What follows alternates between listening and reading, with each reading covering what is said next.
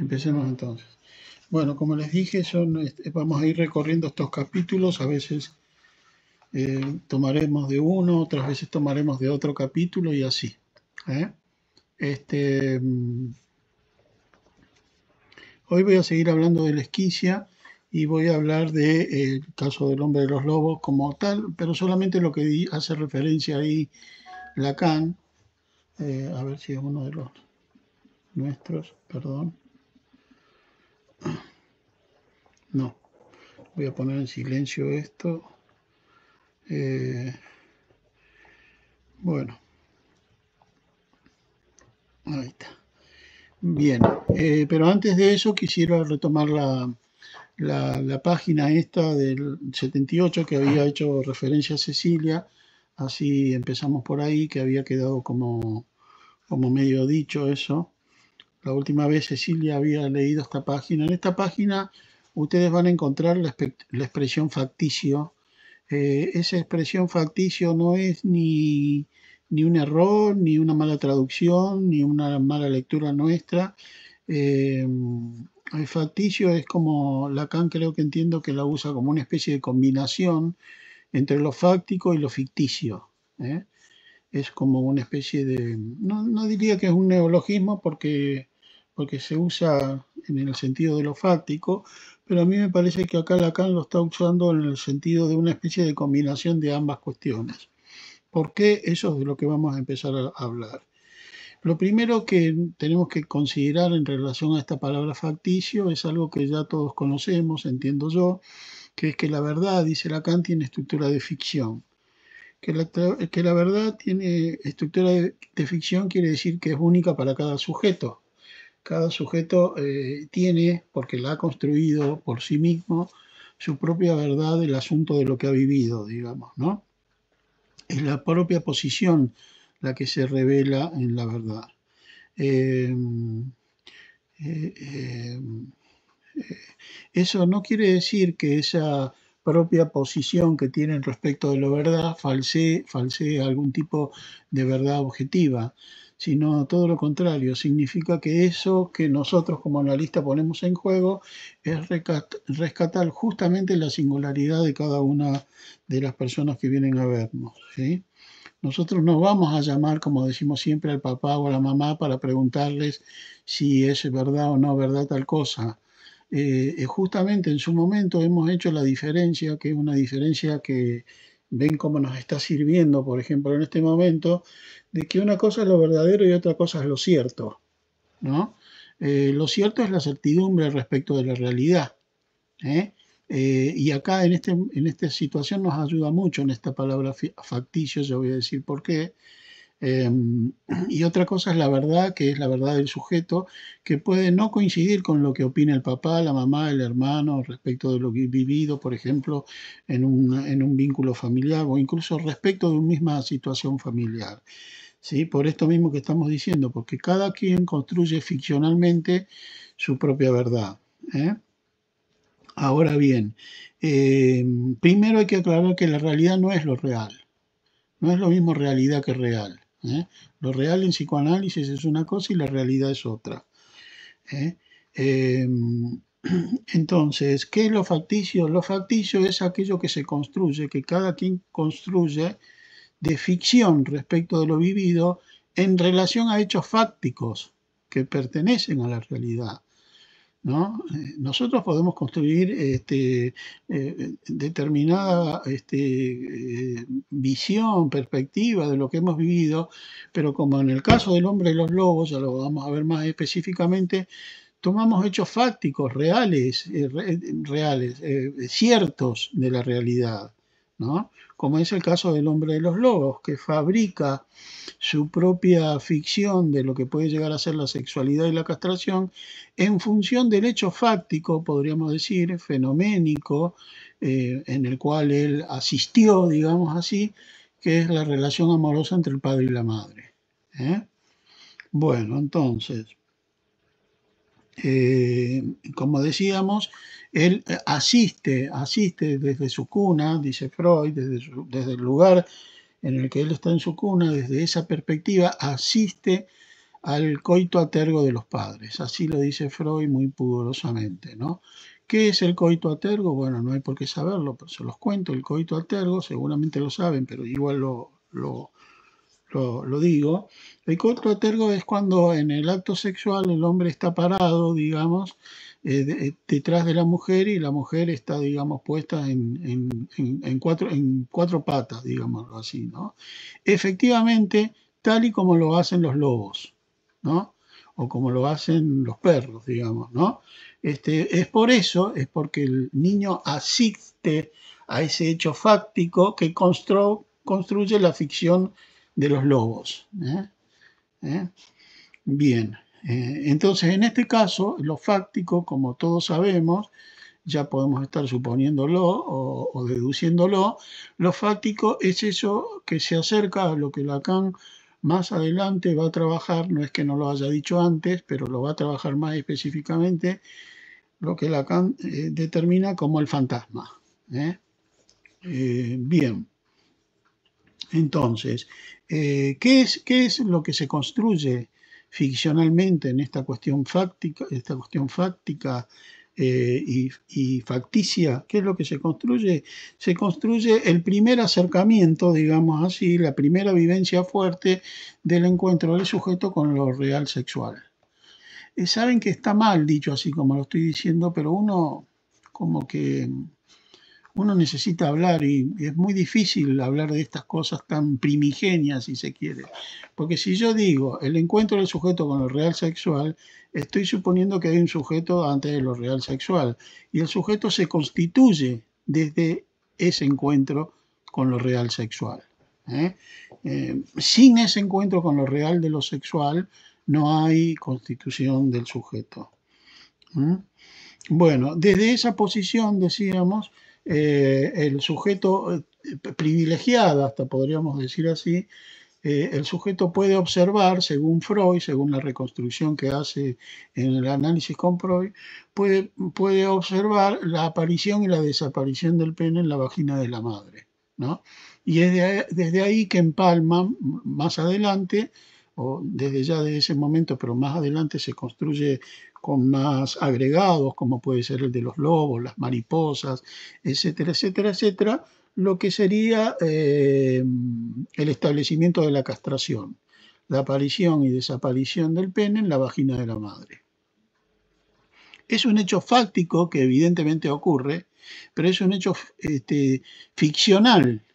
¿Por qué fáctico? Fáctico porque efectivamente eso ocurre cuando hay una relación sexual, pero es ficcional porque en realidad el pene no desaparece, el pene sigue ahí, ¿no? Solo que es la construcción de la castración lo que hace, lo que genera, ¿no? De que el pene podría no estar, podría desaparecer. Todo esto implica y pone de manifiesto y en primer plano, digamos, la importancia crucial que tiene, aunque Freud no lo dice así, pero Lacan sí, la importancia crucial que tiene la pulsión escópica. Porque justamente es de lo que se trata, ¿no? De la construcción de la sexualidad a partir de la pulsión escópica. Con lo cual, como hemos dicho siempre, lo que está haciendo ahí Lacan no es ni más ni menos que ordenar Freud, ¿no? Que organizar y dar una... Ah, Marina. Marina. Hola Marina, ¿cómo te va?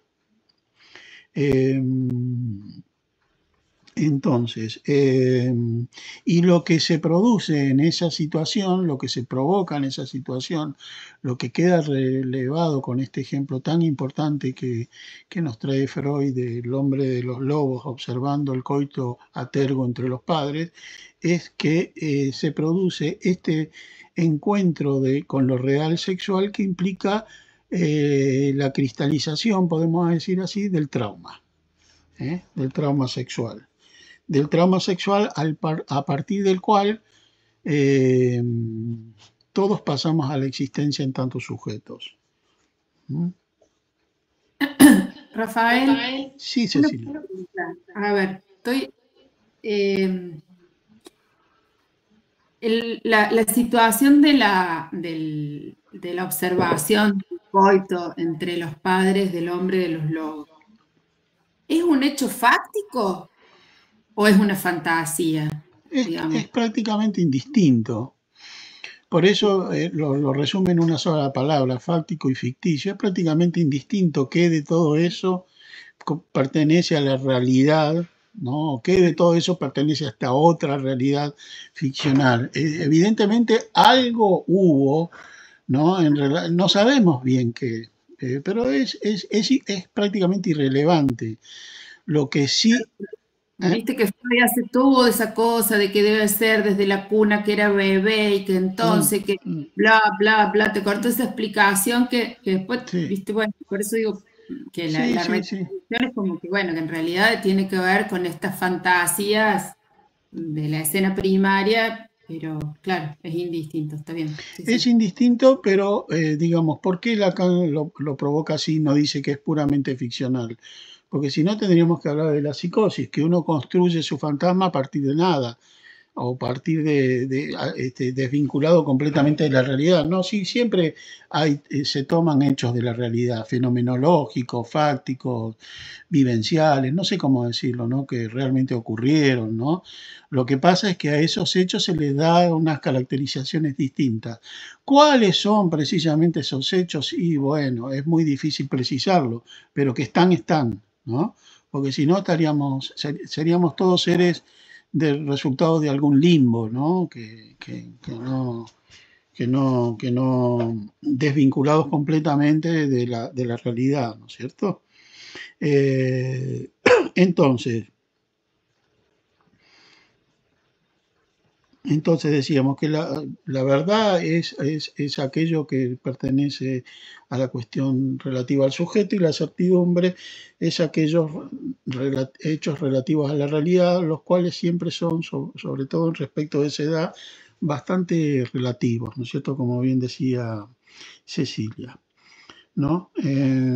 Ahora bien, ese encuentro sigo en la página, no me he ido de la página 78, ya van a ver que la retomo. Lo que pasa es que doy una vuelta para poder a comentarla mejor. Ahora, ese encuentro con lo real sexual, como pudo haber sido, si es que existió tal y como está descrito o descubierto en el análisis del hombre de los lobos con Freud, ese encuentro con lo real sexual, de ver la relación de los padres, etcétera, etcétera, etcétera, eso siempre es sorpresivo. Y eso es tan sorpresivo como azaroso. Entiéndase que cuando está Freud describiendo esto y está Lacan tomando esto y yo lo estoy repitiendo acá, no estamos hablando específicamente del hombre de los lobos. Sí, estamos hablando específicamente del hombre de los lobos, pero lo que estamos haciendo es un recorrido de cómo cualquier ser hablante accede a su existencia de sujeto y a la vivencia de lo sexual. O sea que esto vale para todo sujeto, ¿no? Bueno, cada quien a su modo, pero este es el recorrido. ¿Cuál es el recorrido? El encuentro con lo real sexual que es inasimilable y que es inasimilable y es sorpresivo, es decir, azaroso. Siempre es azaroso.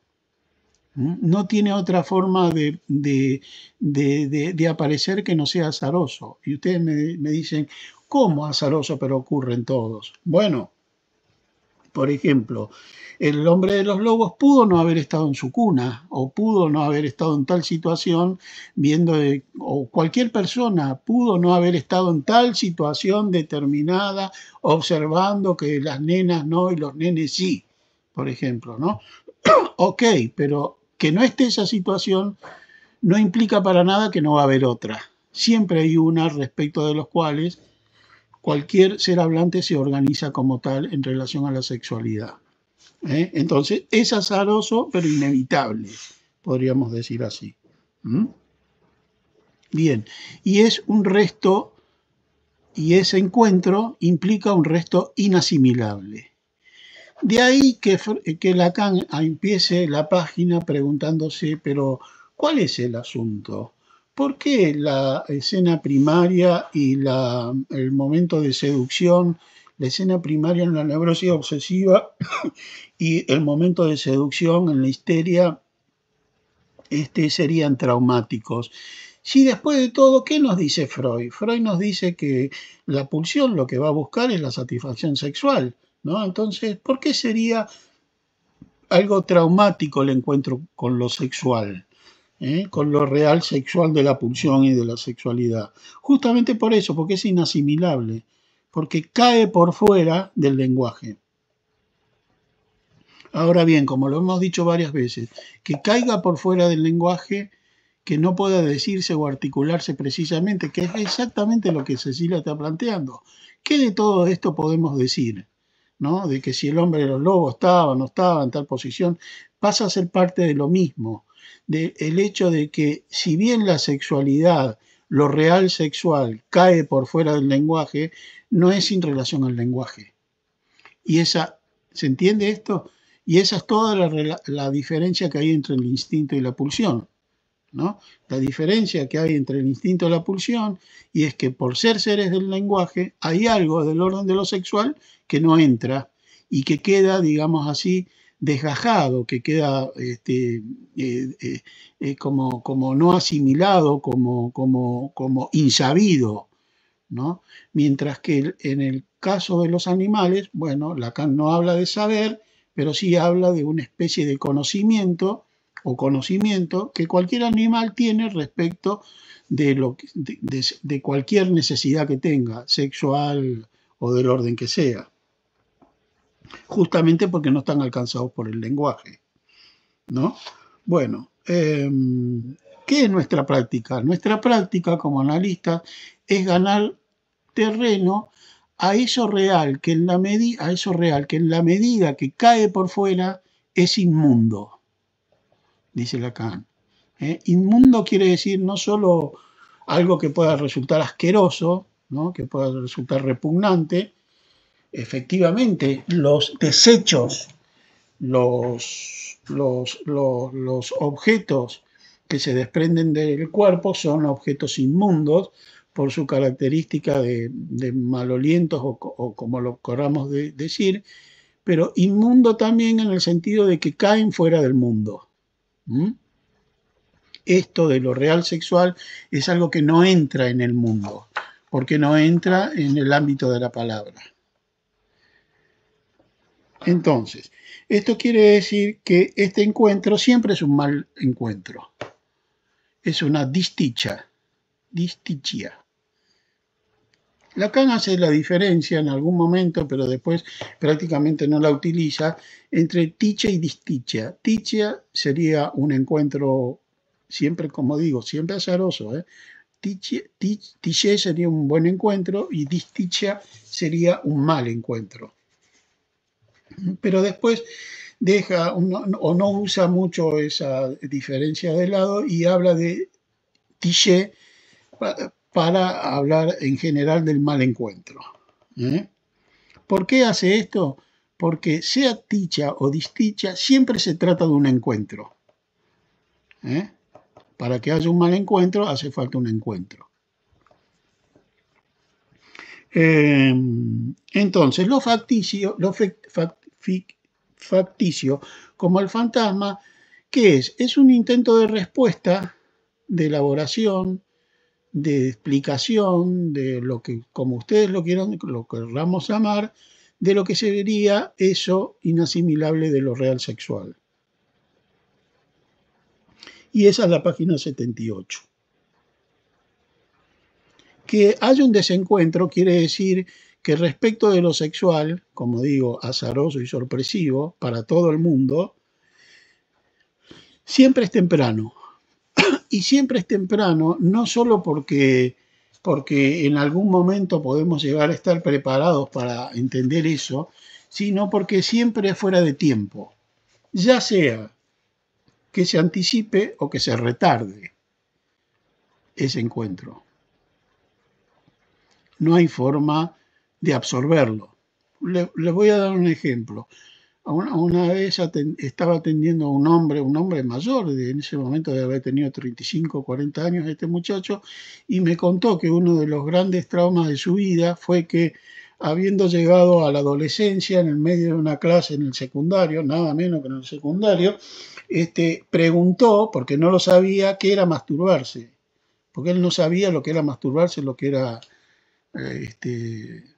entonces, por supuesto, se le cagó de risa todo el curso y a partir de ese momento se mofaron de él, ¿no? Eso evidentemente es algo que llega a destiempo, ¿no?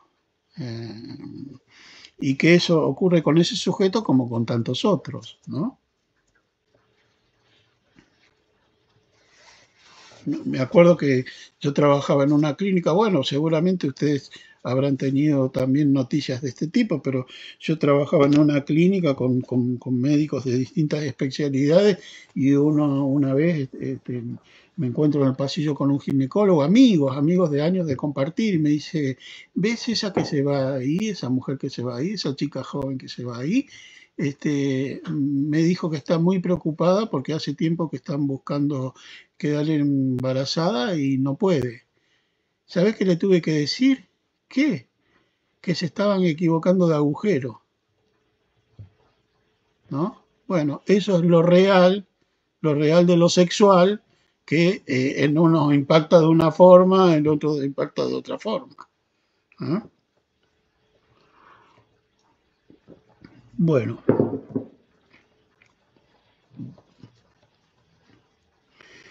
el sexo y la muerte siempre implican esa distinción. Siempre llegan en mal momento, siempre son inesperados, aunque sepamos de alguien que está enfermo, alguien cercano a nosotros, que está enfermo, que va a ocurrir, qué sé yo, que hasta puede tener los minutos contados, siempre la muerte, como lo sexual, van a caer en mal momento, van a hacer algo incomprensible, van a hacer algo que nos desborde y que nos saca de cualquier comprensión respecto de ese asunto. Por eso para el psicoanálisis, insisto, cuando digo psicoanálisis, no es para esa disciplina ahí que se conoce como... No, cuando digo psicoanálisis es para el ser hablante, muerte y sexualidad van juntas. ¿Mm? Bien. Muy bien.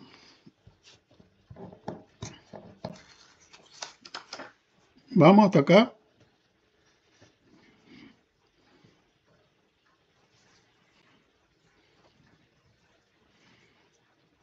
Siempre es contingente ese encuentro, pero como acabamos de decir, es muy importante tener en cuenta esto, que ese desencuentro con lo real es condición necesaria para la existencia subjetiva. Es a partir de ahí que se produce la posibilidad de la existencia subjetiva, ¿no? Como los perros no son alcanzados por el lenguaje y no sufren de este desencuentro, no hay posibilidad de considerar, a menos que sea en una, ¿cómo se le llama a esos cuentos? Bueno, que sean, ¿vieron cuando hacen hablar los animales y los, ¿no? Bueno, no hay sujeto en relación a los animales, ¿no? ¿Cómo era, Cecilia? ¿Te acordás? No, iba a ser un chiste. Dale. Le dicen eso que hacen hablar los animales. ¿Eh? Medium le dicen a esos que hacen hablar los animales. Está bien, sí. Bueno. Rafael Carrá, serán las fábulas. Claro, la fábula de Esopo, claro. Claro. Sí, o de tantos otros, claro. Bueno, de Esopo no sé, Esopo no, pero sí, fábula, sí. Bien, entonces, para ir más, si bien estamos en esta página, vamos más al tema que nos está preocupando desde 2 o 3 encuentros. ¿Cómo nombra Lacan esa disticha, ese desencuentro, ese desbarajuste que se produce respecto de lo real sexual? Esquicia. Eso Lacan lo nombra como esquicia. ¿Qué es la esquicia? Vamos a ver que vamos a hacer una diferencia entre esquicia y división. No es lo mismo esquicia que división. Lo voy a decir así, después poco a poco lo vamos a ir trabajando.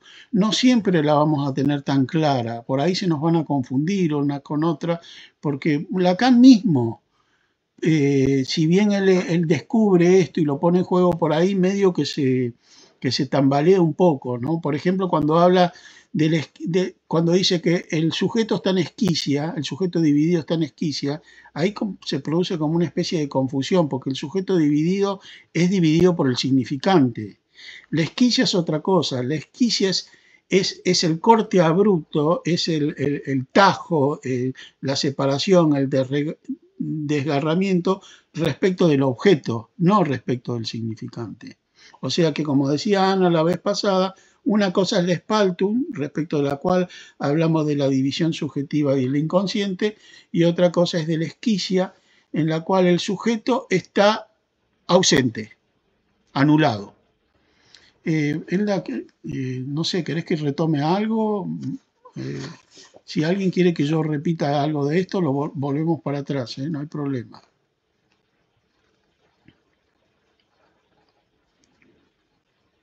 Si la división es simbólica, la esquicia es real. También lo podemos decir así. Si la esquicia, la esquicia es eso, como se ve en este caso del hombre de los lobos, es eso que deja atónito al sujeto, que lo deja en completa ausencia respecto de eso que presencia o que le ocurre, ¿no? Como puede ser un trauma.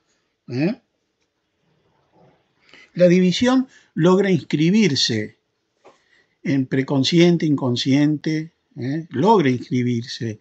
La esquicia no tiene posibilidad de inscripción hasta que eso se trabaje, ¿no? Y se retome y se le gana terreno con la palabra, ¿no? Entonces en esquicia hay una relación rota, ¿no? Entre eso que se presencia, pensemos en el caso de los lobos, entre eso que se presencia y lo que puede inscribir o decir de eso, hay una relación que está completamente rota.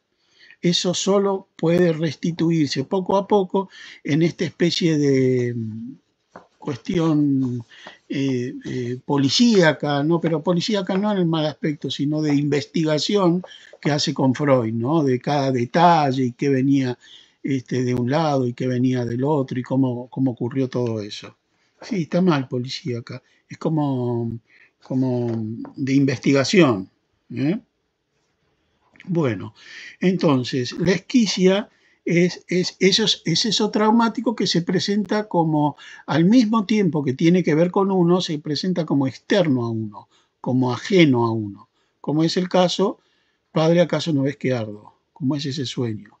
Los sueños son un excelente ejemplo de esquicia, aunque tengan que ver con el inconsciente. Se dan cuenta que ahora que vamos aclarando ciertas cosas en relación a la esquicia, se nos arma otro quilombo, como le ocurre a Lacan, cuando aclara algo se le arma otro quilombo. ¿Qué quilombo se nos empieza a armar? ¿Cómo diferenciamos bien esquicia de inconsciente? Pero bueno, los sueños son un excelente ejemplo de esquicia. Del caso del hombre de los lobos, que viene el hijo a recriminarle, de los sirios, del ejemplo de los sirios, que viene el hijo a recriminarle, qué hizo como padre, que él, bueno, se arde en llamas, ¿no?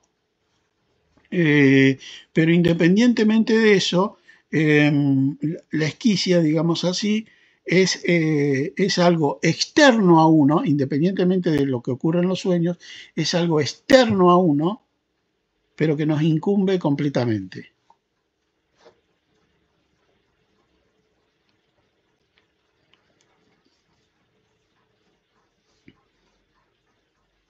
Y es porque justamente es externo a uno y nos incumbe que no deja de repetirse.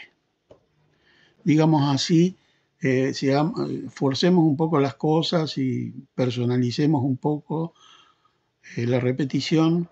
La repetición lo que busca hacer es hacer entrar eso que nos incumbe y que sin embargo está por fuera. Como es esto que el hombre de los lobos vivenció cercano a sus padres. Este modo en el que entró en la sexualidad. Y eso a él le retorna en la repetición como la fantasía de los lobos. Se acordarán del caso, ¿no? Entonces, ahí es que Lacan hace esta diferencia de repetición en relación a los signos, a los significantes, lobo, mariposa, estoy hablando del caso del hombre de los lobos, ¿no? Lobo, mariposa, Naná, bueno, ahora no me acuerdo, Navidad, porque nació el día de Navidad, ¿no? Regalo, doble regalo, etcétera, etcétera, son todos significantes que hacen al automatón, a la repetición simbólica. Eso es una cosa, pero otra cosa, dice Lacan, que es lo que nos enseña sobre todo en estos capítulos, es la repetición de la esquicia, que trae la esquicia. Es decir, eso que quedó por fuera, que insiste en entrar, que insiste en decirse, que insiste en elaborarse. ¿Estamos hasta acá? ¿Quieren preguntar algo, comentar algo? Díganme si está muy complicado. Sé que es complicado.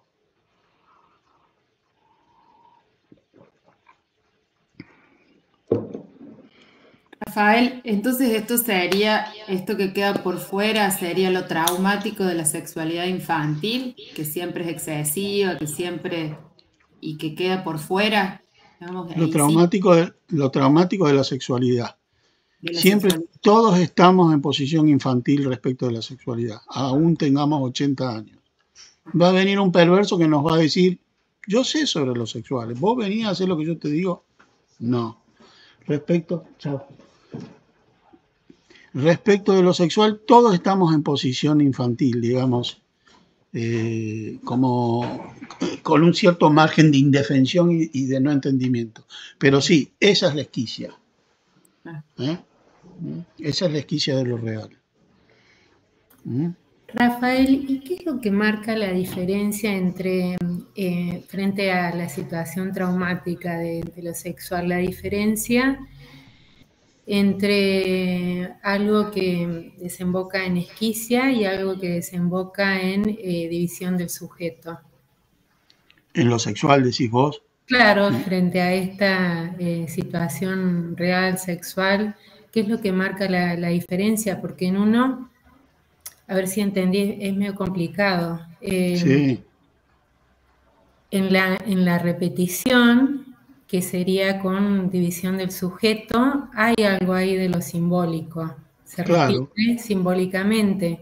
claro. Y en la parte de la esquicia, no sé qué se repite, Claro. qué es lo que marca la diferencia ahí. Lo que se repite es lo que no entró, lo que presenció y no entró. El encuentro ese que implica un desencuentro que desencaja y pasma, deja atónito al sujeto, insisto, a cualquier sujeto, como decía recién Cecilia, ¿no?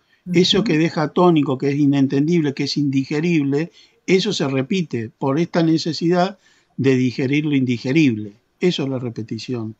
Esa es la repetición de la esquicia o, si se quiere, Lacan también lo dice así, de la tiché, del mal encuentro, ¿no? Entonces es ahí que entendemos por qué los sujetos que han sufrido un trauma determinado no dejan de repetirlo. No dejan de repetirlo no porque les guste el masoquismo que eso conlleva, ¿no? Sino porque hay algo ahí que se exige, que exige su reconocimiento, ¿no? Que pide, que golpea, que demanda para entrar, ¿no? ¿Por qué? Porque es justamente eso lo que más lo incumbe, ¿no? Cada quien se forma y entra en la existencia en función de lo que segrega. Todos nos somos en función de aquello que hemos segregado. Segregar en este sentido, de la esquicia, de lo que dejamos o dejó por fuera. Pero bueno, lo seguiremos trabajando porque efectivamente no es fácil esa diferenciación y más de una vez nos vamos a confundir. O se nos va a oscurecer un poco la diferencia. Ahora bien, hay que entender, entiendo yo, que la esquicia es algo que funciona permanentemente. Unas cosas la esquicia funcionando necesariamente y otra cosa es la esquicia funcionando sintomáticamente. Voy a dar algún ejemplo y voy a un poco de esto, ¿no? La esquicia funciona necesariamente dejando fuera, por ejemplo, lo traumático. ¿Por qué? Porque no se puede vivir, no se podría vivir si uno estuviera constantemente dependiendo de esto traumático. Entonces, la esquizia cumple la función de segregar aquello que me angustia, que me puede, que me pasma, que me desestabiliza. ¿Sí? Entonces funciona como una especie de escoba que limpia la esquizia. De hecho, el trauma es un flor de yuyo, ¿no? Que el yuyo en el psiquismo, en el sentido de algo que perturba, ¿no? Y Lacan dice, miren qué interesante cómo da vuelta a las cosas, Lacan dice, el problema de la esquizofrenia es que justamente no hay esquicia. Esto de esquizofrenia, división, ¿no? Bueno, no, dice Lacan, no, el problema de la esquizofrenia es que no hay esquicia. ¿Qué quiere decir que no hay esquicia? Que eso que los traumatizó, no se pueden desentender de eso que los traumatizó. Está siempre presente, los invade, los inunda, ¿no? La función de la esquicia es poder dejar de lado eso que nos traumatizó, que nos inunda. Es decir, que el esquizofrénico, a diferencia del neurótico, no se puede esquiciar de lo traumático. Entonces, si tiene una idea, va a ser una idea fija que no se la va a sacar nada de la cabeza.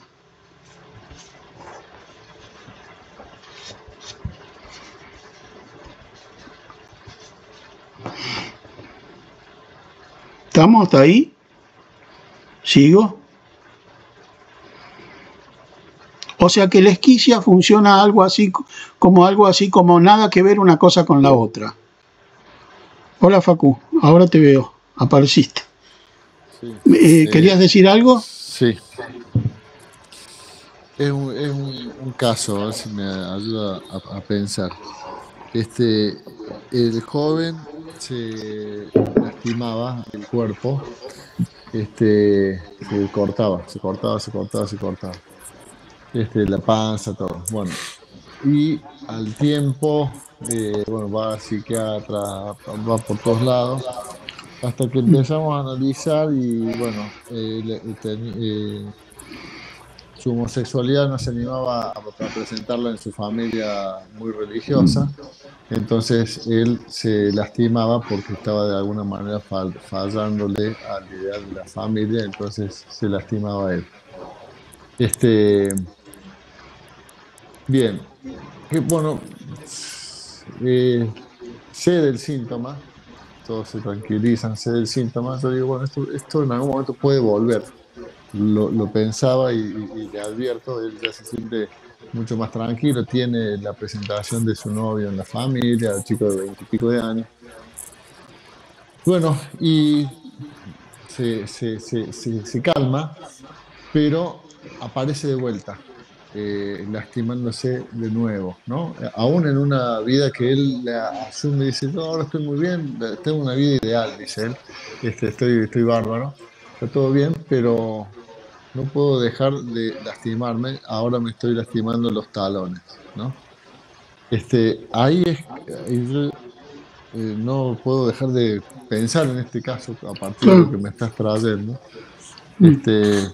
para ver eso que sigue insistiendo, y bueno, ahí ya me pregunto ya si hay ahí esquizofrenia o no, pero bueno, nada, traigo ese ejemplo sobre lo que insiste y habla del placer de que no puede dejar de hacerlo, aunque en su momento se entendía por qué lo hacía, pero ahora me deja a mí atónito, a mí, digamos, ¿sí? ¿Por qué lo seguiría haciendo, ¿no? Claro, sí, no creo que haya una esquizofrenia, pero sí que eso está en esquicia, digamos, ¿no? Y que eso no entra en el orden de lo inconsciente, es decir, con una significación que permita trabajar eso simbólicamente, ¿no? Sí, evidentemente no se sabe qué hay en juego ahí, ¿no? Ni él ni ha llegado eso al análisis todavía, ¿no es cierto? Todavía no, claro, retomó a partir de la recurrencia del síntoma en el último tiempo, después de haber pensado que no lo iba a hacer nunca más después de casi un año. Claro. Otra diferencia es que él extrae de eso un placer, ¿no?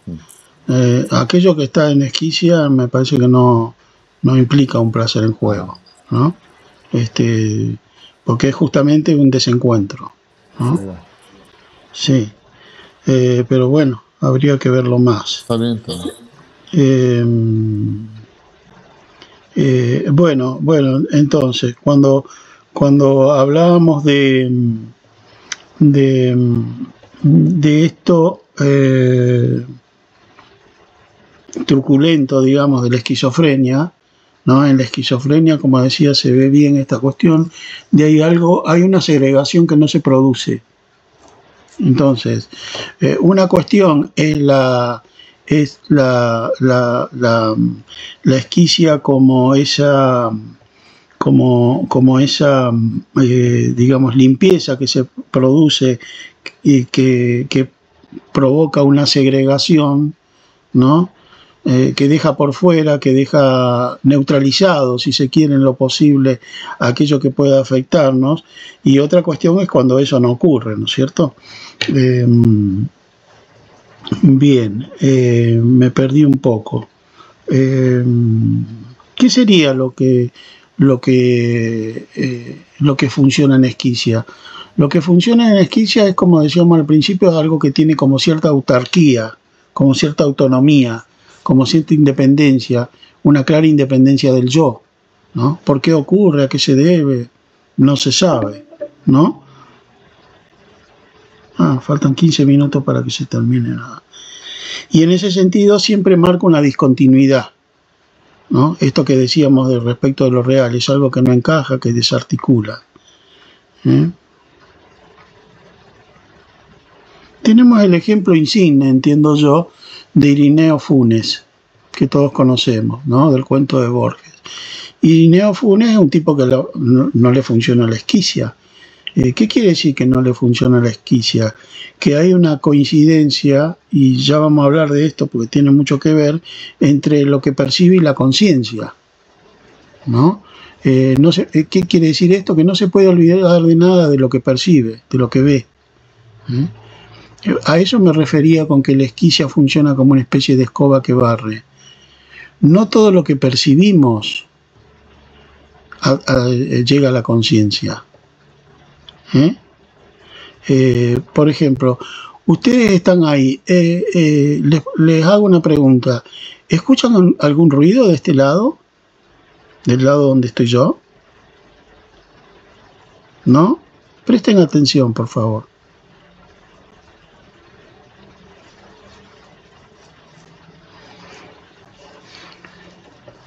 ¿Escuchan algún ruido?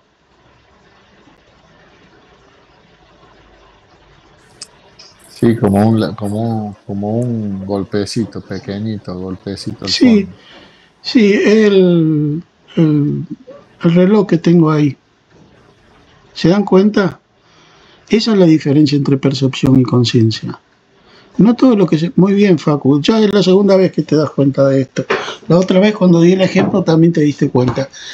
Esa es la diferencia entre percepción y conciencia.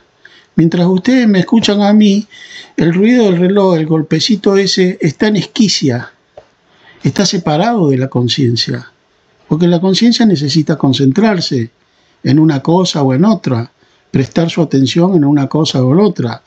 Solo desde el momento que yo les pido y que Facu lo repara, ustedes empiezan a decir, sí, hay como un ruido de fondo. Eso nos ocurre siempre, ¿no? La flaca, si hace un mecanismo de atención, va a decir, sí, escucho un perro ladrar, que hasta el momento lo escuchaba, pero no me daba cuenta que lo escuchaba.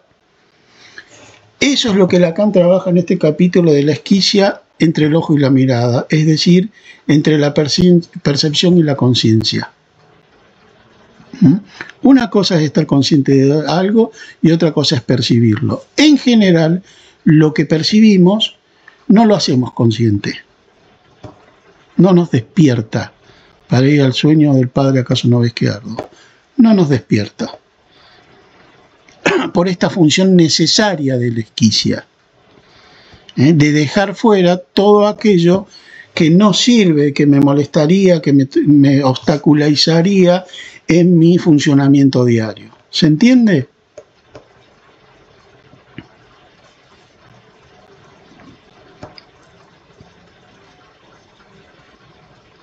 La otra vez, yo no sé si alguna vez lo vieron, pero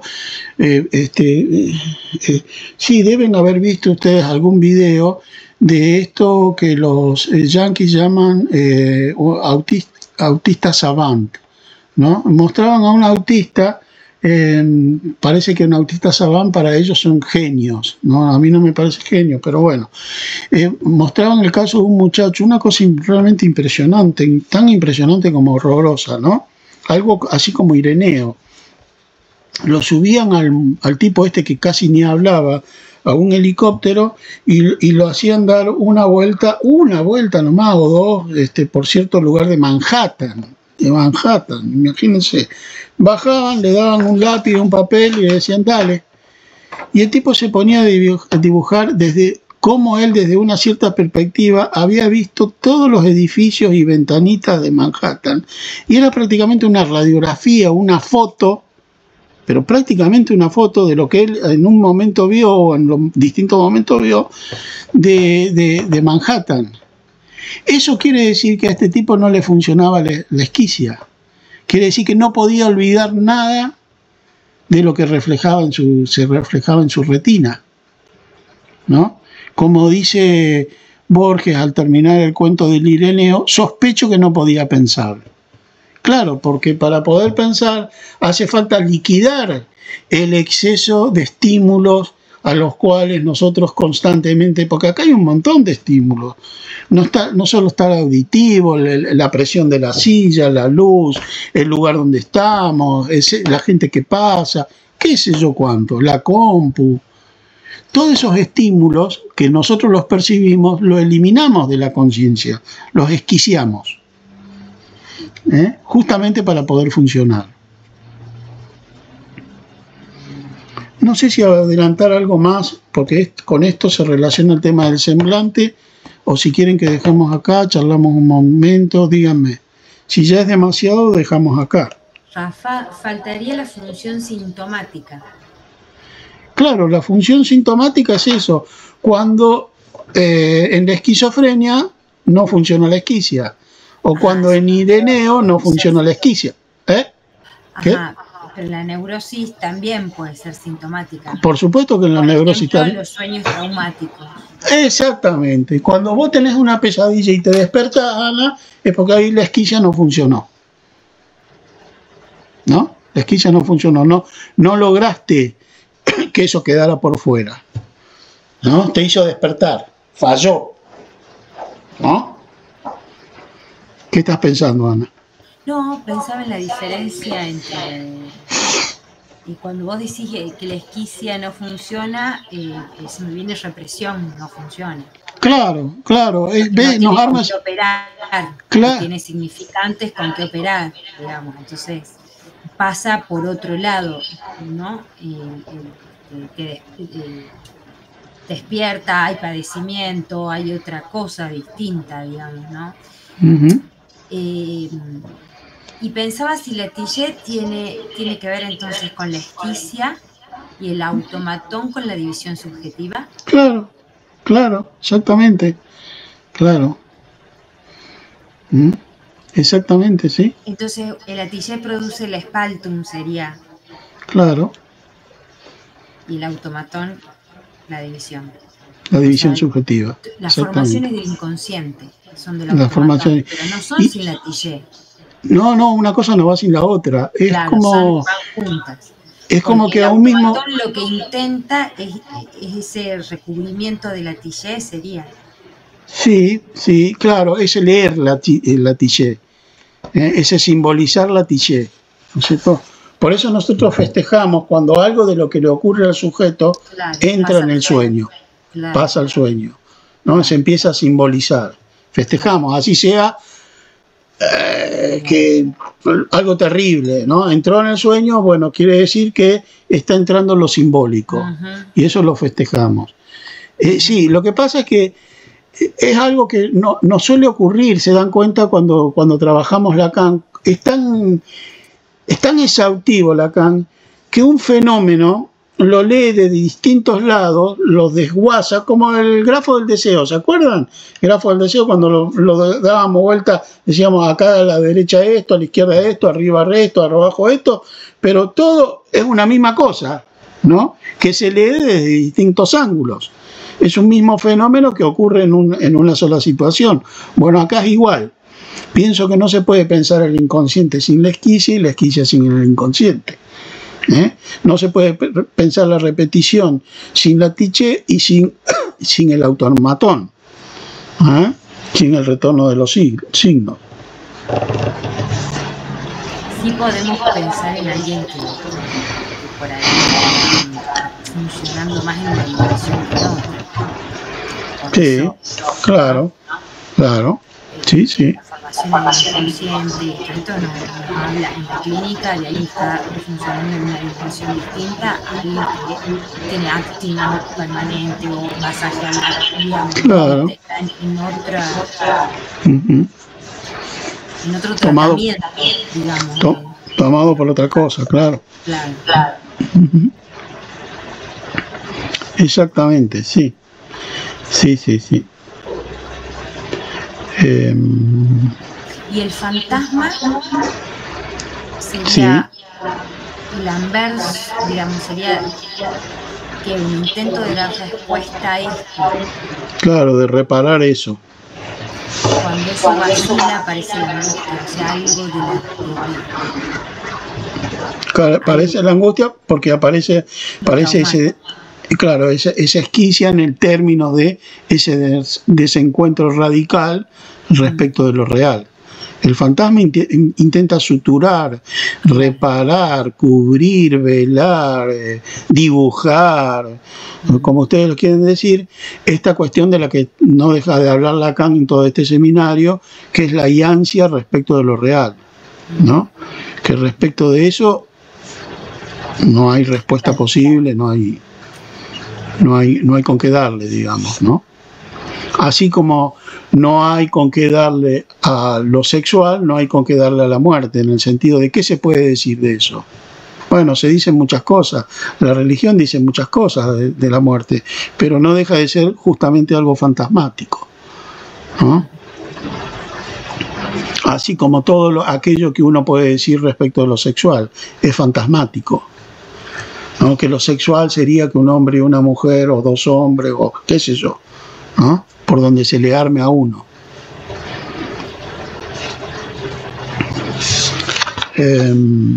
Bueno, hay mucho más, pero me parece que por ahora es suficiente. Sí, por ahora es suficiente, porque tendríamos que, también había preparado a hablar de la otra escena en relación a esto de la esquicia, pero ya sería mucho.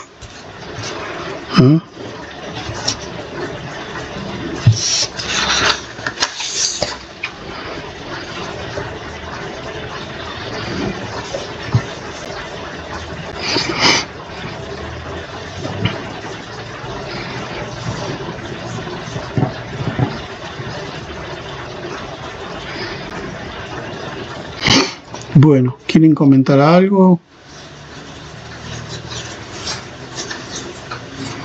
¿O quieren que dejemos acá?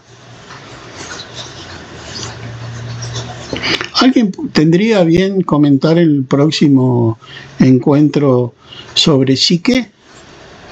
¿De dónde viene psique? Si alguien se ofrece a hablar de psique, porque vamos a hablar de psique. ¿De dónde viene psique?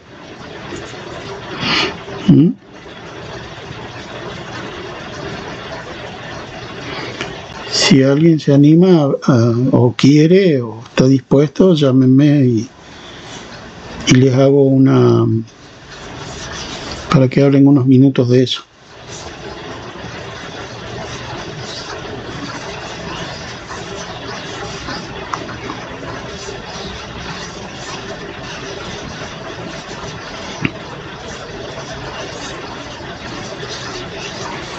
Hemos quedado medio descuajeringados, ¿no? No, un poco. Sí, a mí la verdad que me resonó muy freudiano todo esto, ¿no? Claro, Percepción, conciencia, remitir justamente al aparato psíquico, claro, el esquema del peine, claro, cuestión de la represión primaria, y decía yo sexualidad infantil, porque es lo que Freud dice que es lo que fija el representante representativo de la pulsión, el inconsciente, y que claro. siempre retorna, digamos que ahí es donde estaría como esto de lo pulsional, que sería lo que compulsa. Ujú, ujú, Bueno, sí, ujú. yo me iba resonando, Y sí, me parece bien, clarito, clarito. sí, sí, Lacan es muy freudiano, sí, sí. Y es Freud, no me acuerdo, yo no me acuerdo recién cuando hablábamos de Fátima, es Freud, no sé si en el manuscrito K, que dice que la fantasía y lo pulsional se arma de los restos vistos y oídos. Claro, vistos y oídos, claro, sí, en el caso, sí, sí, sí. Ahí me Vistos y oídos. resonaba esto también, Claro, de eso es lo lo visto y lo fáctico. oído, que fáctico, Sí. y lo ficcional que se arma después Sí, con sí, eso. sí. Exactamente. Claro, dice de la realidad psíquica. Espérense que arma otro coso porque se está cortando. Ya les mando otro, ¿sí? ¿No?